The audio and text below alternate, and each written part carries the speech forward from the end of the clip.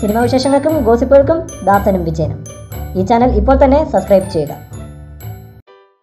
ബാഹുബലി 2 1500 കോടിയിലേക്ക് കുതിക്കുമ്പോൾ ബാഹുബലി നിരസിച്ച താരങ്ങളുടെ ലിസ്റ്റാണ് ഇപ്പോൾ പുറത്തു വന്നുകൊണ്ടിരിക്കുന്നത്.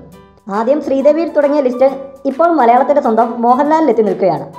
ബാഹുബലിയുടെ വേഷത്തിൽ ഹൃതിക് റോഷനെയും ബല്ലാല ദേവനായി ജോൺ അബ്രഹാമിനെയുമാണ് രാജമൗലി ആദ്യം മനസ്സിൽ കണ്ടിരുന്നതെന്ന് ചില മാധ്യമങ്ങൾ റിപ്പോർട്ട് ചെയ്തിരുന്നു. ഇപ്പോൾ ഇതിനെല്ലാം മറുപടിയുമായി എത്തിയിരിക്കുകയാണ് സാക്ഷാൽ റാണ ദഗപതി തന്നെ. ഇത്തരം വാർത്തകൾ വാസ്തവ വിരുദ്ധമാണെന്നാണ് റാണ പറയുന്നത്.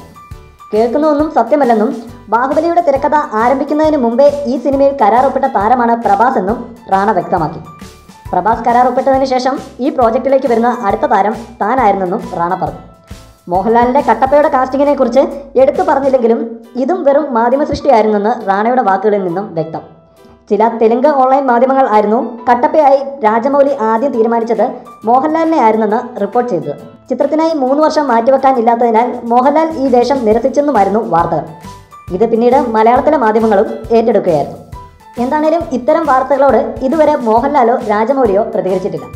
ബാഹുബലി സിനിമയിൽ ശിവകാമിയുടെ വേഷം ഒഴിച്ച് ബാക്കി എല്ലാ താരങ്ങളും രാജമൗലി മനസ്സിൽ കണ്ട താരങ്ങൾ തന്നെയാണ്. ഇതിൽ ശിവകാമിയായി അണിയറ പ്രവർത്തകർ ശ്രീദേവിയായിരുന്നു ആദ്യം പരിഗണിച്ചിരുന്നത്. എന്നാൽ വിജയുടെ പുലിയിൽ അഭിനയിക്കാൻ കരാർ ഒപ്പിട്ടിരുന്നതിനാൽ ശ്രീദേവിക്ക് ഈ വേഷം നിരസിക്കേണ്ടി വന്നു. കൂടുതൽ സിനിമാ വിശേഷങ്ങൾക്കും ഗോസിപ്പുകൾക്കും ദാസനും വിജയനും.